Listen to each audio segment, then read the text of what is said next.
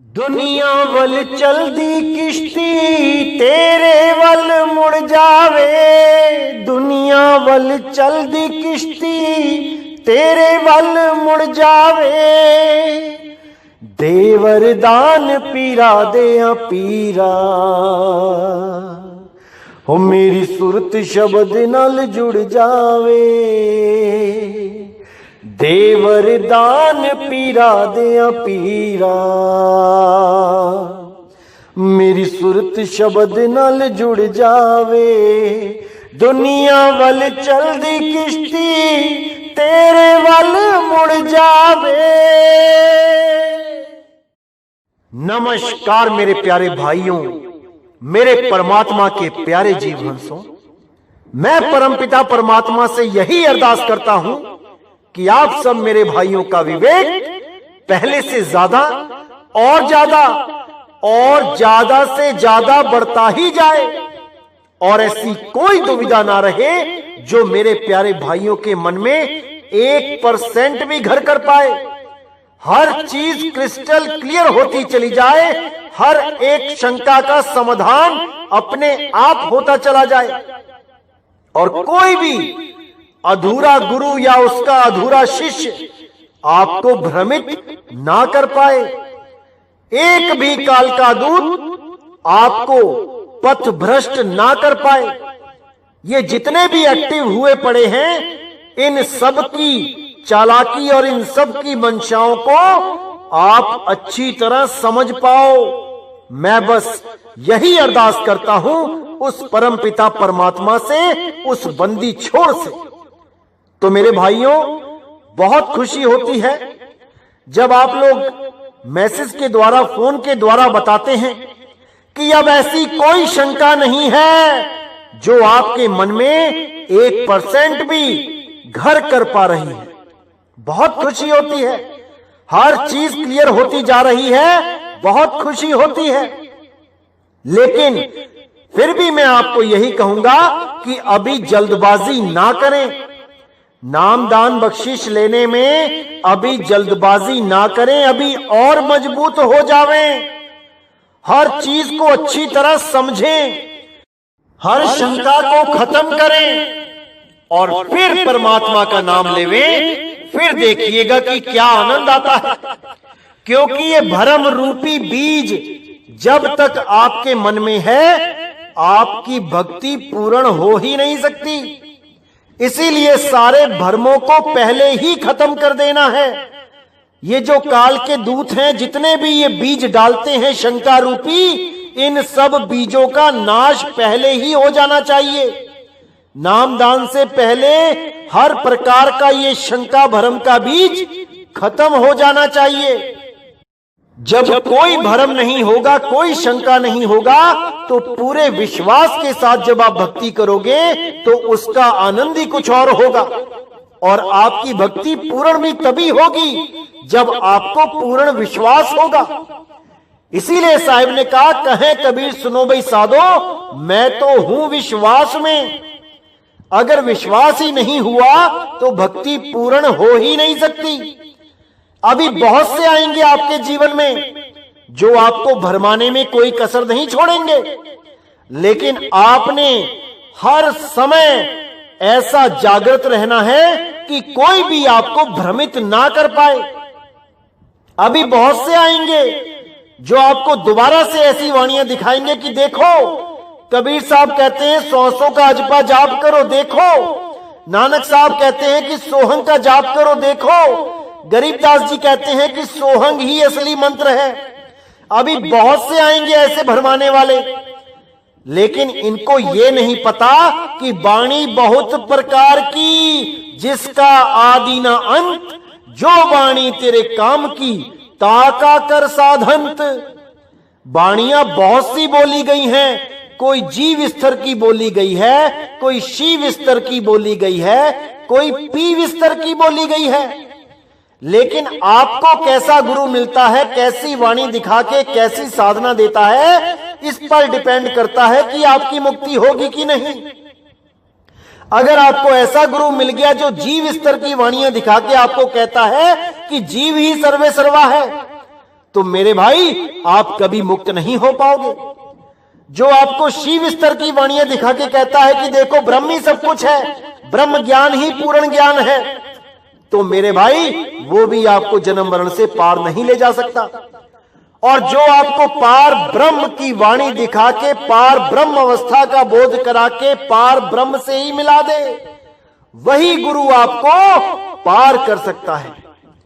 अरे ताती वाव न ला गई, पार ब्रह्म शरणाई। तत्ती वाव यानी गर्भ जून में नहीं आएगा कोई। जो भी पार ब्रह्म परमात्मा की साधना करेगा, पार ब्रह्म का ही रूप हो जाएगा। तो मेरे भाई हर चीज को अच्छी तरह समझना है, अच्छी तरह जानना है, ताकि कल को कोई भी आपको भ्रमित ना कर पाए।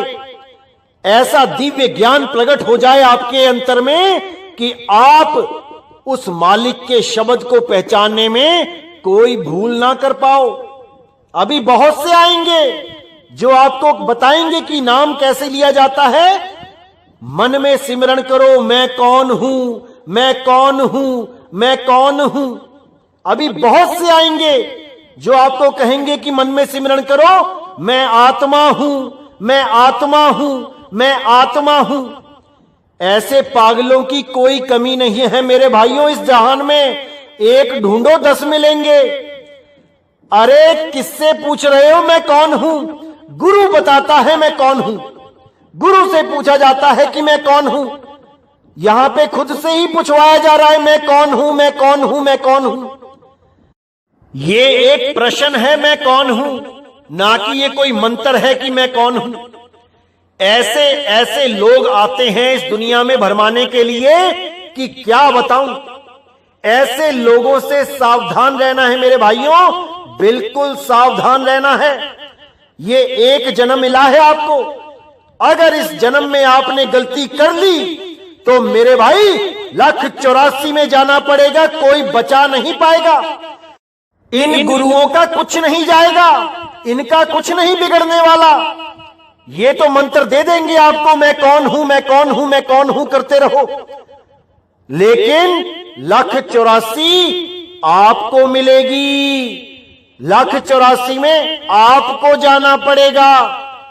अरे मैं कौन हूं तो एक प्रश्न है जो केवल एक बार पूछा जाता है गुरु के सामने बैठ के कि हे गुरुदेव मैं कौन हूं। उसका जवाब सतगुरु देते हैं, उसका जवाब गुरुदेव देते हैं कि तुम एक आत्मा हो, ना कि ये कोई मंत्र होता है कि मैं कौन हूं, मैं कौन हूं, मैं कौन हूं। ऐसी मोटी बुद्धि के लोग जब गुरु बन के बैठ जाते हैं तब ही जीवों का नाश होता है, तभी जीवों का पतन होता है। ऐसे अधूरे गुरुओं से सदा बच के रहना है मेरे भाइयों, सदा बच के रहना है। तो आज का जो सत्संग मैं करने जा रहा हूं बहुत इंपॉर्टेंट है, बहुत ज्यादा, क्योंकि बहुत से ऐसे गुरु हैं जो आपको स्वर्गों में जाने का लालच देते हैं, जो आपको अलग अलग लोकों में जाने का लालच देते हैं। कोई आपको ब्रह्म लोक पहुंचा रहा है, कोई आपको गोलोक पहुंचा रहा है, कोई आपको सतलोक पहुंचा रहा है, कोई आपको अलख लोक, अगम लोक, अनामी लोक, पता नहीं कौन कौन से लोकों में पहुंचा रहा है। आज गरीबदास जी की वाणी से ये निर्णय कर लेंगे कि लोकों में जाना है कि नहीं, लोकों में जाना आजादी है या बंधन है। आज इसका पूरा निबेड़ा किया जाएगा। तो आइए देखते हैं क्या कहती है वाणी। स्वर्ग नरक नहीं मृत्यु है, नहीं लोक बंधन, गरीब दास जिंदा कहे शब्द सत्य प्रमाण। यहां गरीबदास जी साफ कह रहे हैं कि स्वर्ग नरक नहीं मृत्यु है, यानी जो आत्म साधना में लीन रहते हैं वो ना तो स्वर्ग जाते हैं ना नरक जाते हैं, नहीं उनकी कभी मृत्यु होती है, नहीं लोक बंधन, ना ही वो किसी अन्य लोकों में जाते हैं जहां पे बंधन है। गरीब दास जिंदा कहे शब्द सत्य प्रमाण। गरीब दास जिंदा कहे, जिंदा कौन? वही जिंदा बाबा जो बेई नदी पे बाबा नानक को मिले थे, जो भाई बाला वाली साखी में जिनका प्रमाण है। गरीब दास जिंदा कहे शब्द सत्य प्रमाण, कि शब्द ही सत्य है, प्रमाण के साथ मेरी बात को मान लो कि शब्द में ही समाना है, ना कि किसी स्वर्ग नरक या किसी और लोक में। कोई अलख लोक, अकह लोक, अनामी लोक, सतलोक नहीं जाना है कहीं, अपने आत्म स्वरूप में लीन हो जाना है। वही शब्द गुरु का आपको अनुभव होगा, वही शब्द गुरु की अनुभूति होगी, ना कि किसी लोक में जाके। अरे कोई भी लोक है, वहां पे उस लोक के हिसाब से आपको शरीर मिल जाएंगे, आप हमेशा शरीर में ही रहोगे, विदेही अवस्था को कभी प्राप्त नहीं कर पाओगे। तो आगे कहते हैं, शब्दे शब्द रहेगा भाई, दूनी सृष्टि सब परलो जाई। यानी केवल शब्द ही शब्द रहेगा जब शब्द में लीन हो जाओगे। उसके अलावा कोई भी सृष्टि है जहां तुम जाने की आस लगा के बैठे हो, वो सब परलो जाई, वो सब का प्रलय हो जाता है। क्योंकि जो चीज बनी है वो एक दिन बिगड़ेगी जरूर। जैसे कबीर सागर में सतलोक, अलख लोक, अगम लोक, अनामी लोक का जिक्र आता है। जो सृष्टि बनाई गई है, तो जो बनी है वो एक दिन बिगड़ेगी भी, और जो कभी बना ही नहीं वो कभी बिगड़ेगा भी नहीं। कौन है जो कभी नहीं बना? वो शब्द गुरु है। उसी शब्द गुरु में सूरत को संभालना है। तो जो कभी नहीं बना वो कभी नहीं बिगड़ेगा। इसको अच्छी तरह समझ जाओ मेरे भाइयों, उसी शब्द गुरु में लीन रहना है। अरे सूरत समाए शब्द में, वाको काल न खाए, जाप मरे अजपा मरे, अनहद भी मर जाए, अनहद भी मर जाए। तो ऐसे बहुत से संत मिलेंगे आपको जो आपको इस भरम जाल में डालेंगे कि मैं तुम्हें सतलोक ले चलूंगा। वहां पे कबीर साहब मिलेंगे आपको, काली दाढ़ी में मिलेंगे, कोई कहेगा आपको सफेद दाढ़ी में मिलेंगे। ये सब माया के ही गुलाम हैं, ये सब माया के ही बशिंदे हैं, और ये माया का ही काम आसान करने के लिए इस दुनिया में आए हैं। ये आप लोगों को माया के जाल में ही उलझाने के लिए आए हैं। ये आपको देह की आस लगवाने आए हैं कि आप भी एक देही हो और परमात्मा भी एक देही है। ये लोग देह से ऊपर उठना ही नहीं जानते। इनका ध्यान केवल देह में ही रहता है। ये खुद को भी देह मानते हैं, आपको भी देह मानते हैं, और परमात्मा को भी देह घोषित करने में लगे रहते हैं। ऐसे लोगों को अगले जन्म में देह ही मिलती है, क्योंकि साहिब ने बोला है, जहां आशा तहां वासा। देह की उपासना करोगे, देह की आस लगाओगे, तो भाई देह ही होके आओगे, और विदेह की साधना करोगे तो विदेह हो जाओगे। इसीलिए साहिब ने बार बार समझाने की कोशिश करी कि देह से परे हो जाओ। परमात्मा देही नहीं विदेही है। इसीलिए नानक साहब ने उसको अजूनी सैभंग बोला। अजूनी यानी जो सब जूनों से रहित है, जो किसी जून में नहीं आता, वो है परमात्मा। वो आगे कहते हैं, चलसी कच्छ मच्छ कुरंभा, चलसी धौल धरणी अठखंबा, चलसी सुर्ग पताल समूलम, चलसी चंद सूर दो फूलम, जे आरंभ चले धर्मदासा, पिंड प्राण चलती घट श्वासा। तो यहां पे पूरा भेद उजागर करते हुए बताया जा रहा है कि ये कच्छ मच्छ कुरंबा, ये धरनी आकाश अठखंबा, ये स्वर्ग पताल, ये चांद सूर्य, ये सब चलते हैं, ये सब चलते हैं। और जो चलता है वो अचल नहीं हो सकता। जो चलता है वो समय के अधीन है।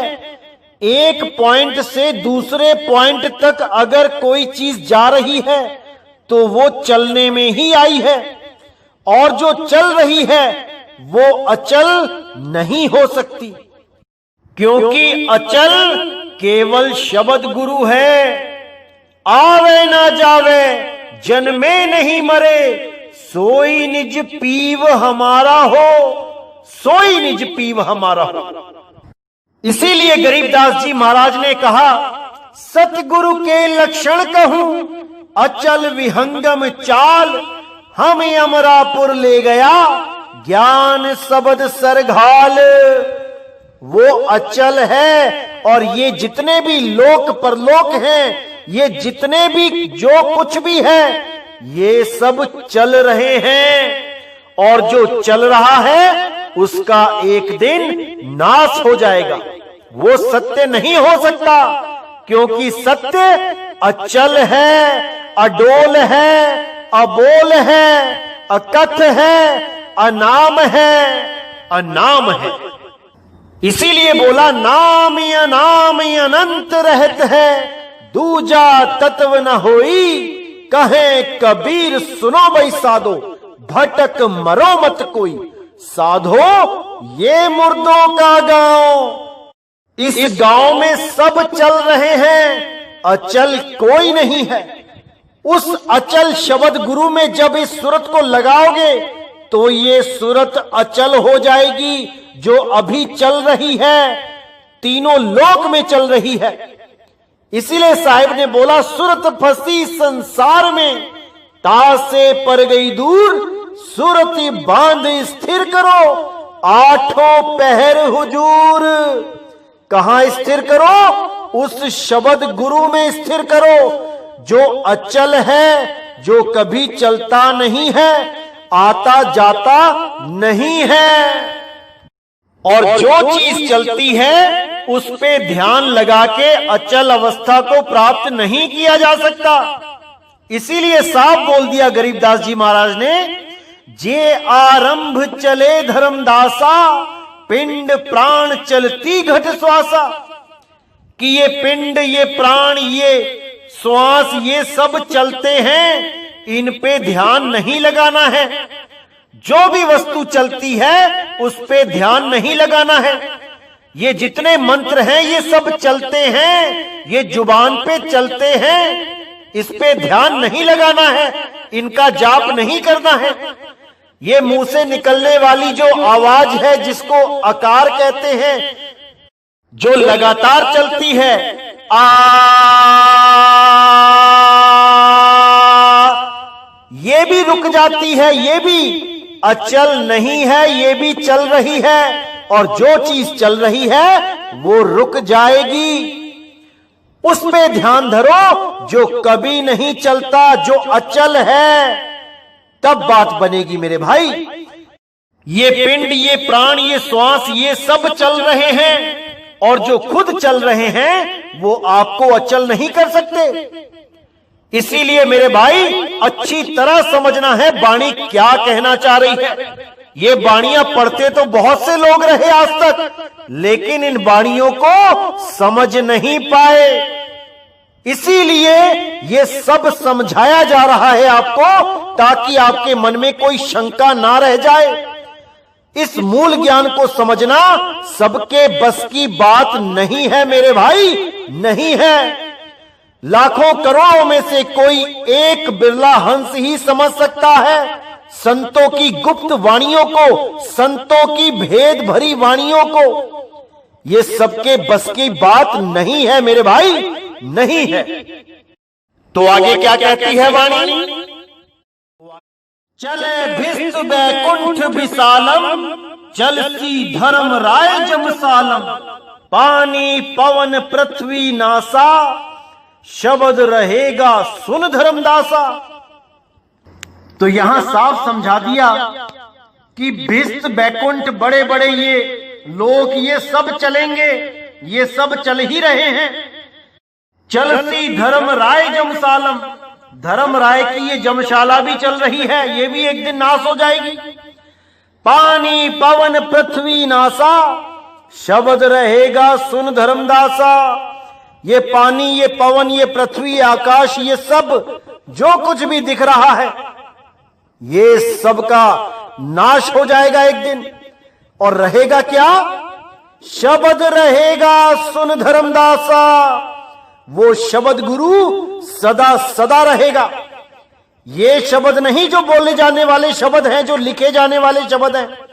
इन शब्दों की बात नहीं हो रही है यहां पे उस शब्द की बात हो रही है जिस शब्द की शक्ति से ही ये पिंड, खंड, ब्रह्मांड, आकाश, नभ, तारे जो कुछ भी है उसी की शक्ति से विद्यमान है। अगर शब्द नहीं तो ये कुछ भी नहीं रहेगा।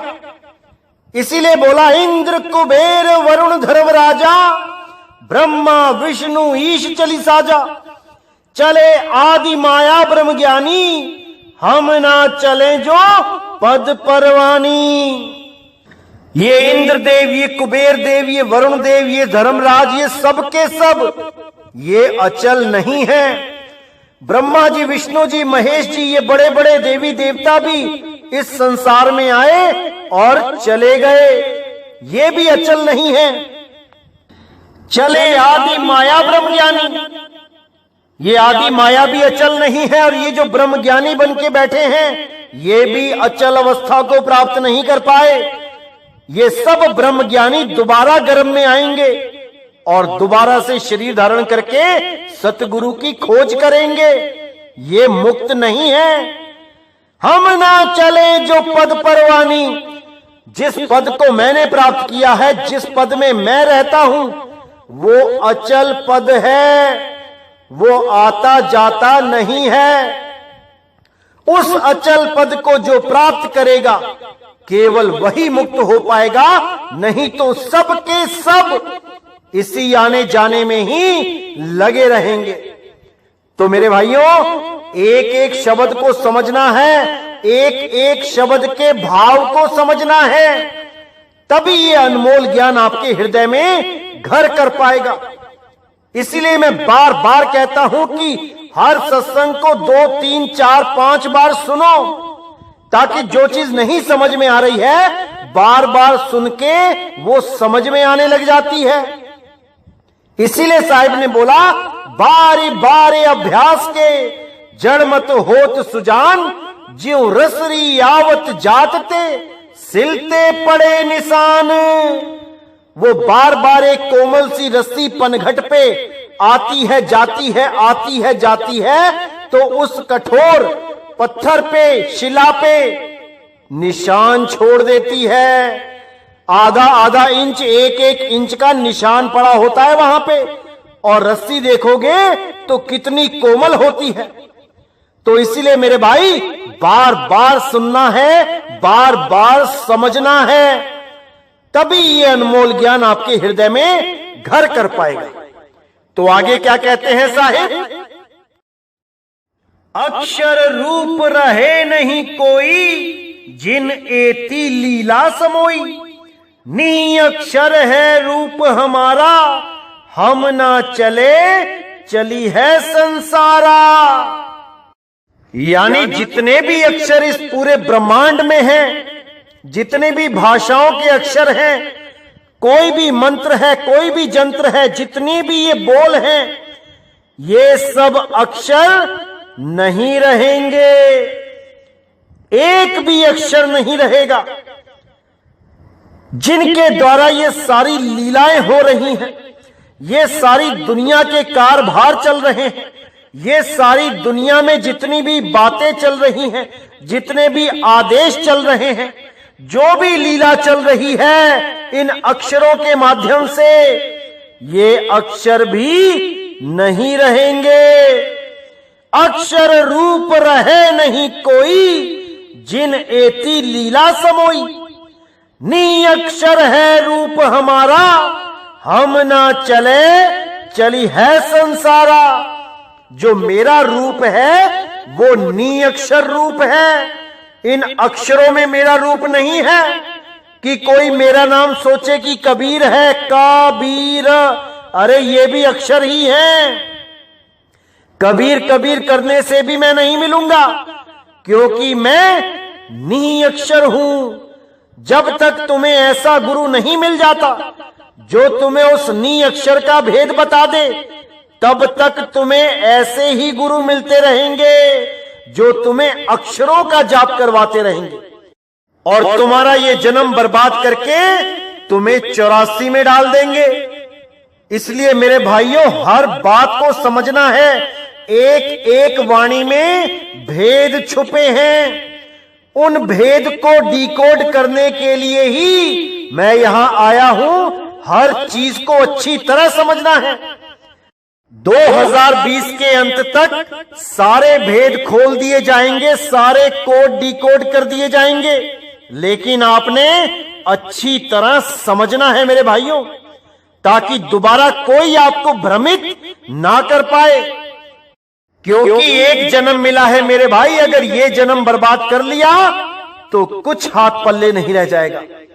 इसलिए हर एक चीज को गहराई से समझो, इतनी गहराई से समझो कि उन शब्दों के भाव तक पहुंच जाओ। और एक बार भाव तक पहुंच गए फिर तुम्हें कोई भ्रमित नहीं कर पाएगा इन वाणियों के गलत अर्थ करके। इसी अक्षर और नी अक्षर के बारे में नास्टेदमस ने भी अपनी भविष्यवाणी में गुप्त कोड लिखे थे, जिसका खुलासा आज किया जाएगा।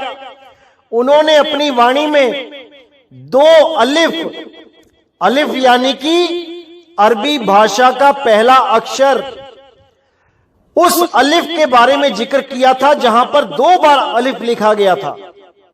क्या है वो अलिफ, उसके बारे में आज पूरा खुलासा करेंगे।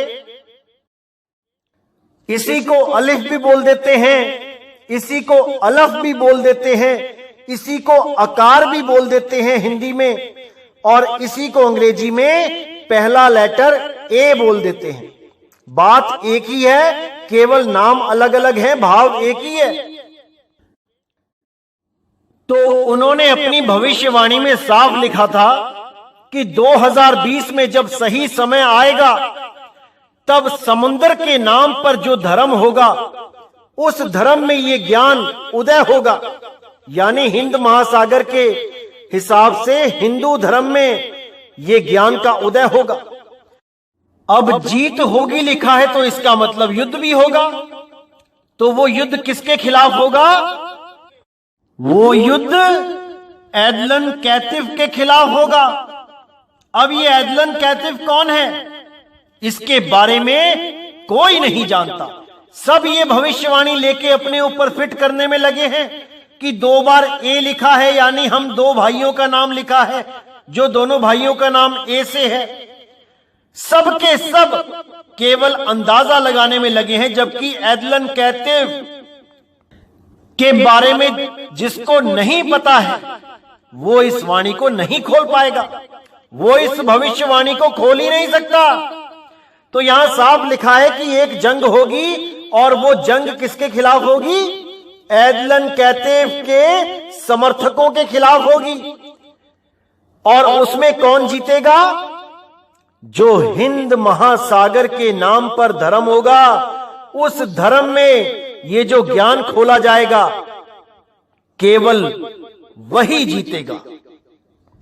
और वही पूरे संसार में विक्टर के नाम से जाना जाएगा, यानी विजेता। उसके ज्ञान के आगे सब ज्ञान नतमस्तक हो जाएंगे, और उसके जैसा ज्ञान इस दुनिया में ना तो किसी ने दिया होगा और ना ही कोई दे पाएगा, क्योंकि वो ज्ञान किसी किताब का मोहताज नहीं होगा, वो ज्ञान किसी किताब में नहीं लिखा गया होगा, वो केवल और केवल अनुभव ज्ञान होगा, और उस अनुभव ज्ञान को केवल वो ही जानता होगा।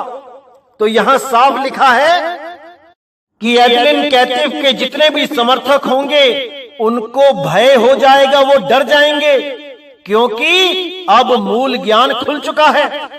वो डर जाएंगे कि कोई ये मूल ज्ञान समझ ना ले और उसकी कहीं मुक्ति ना हो जाए।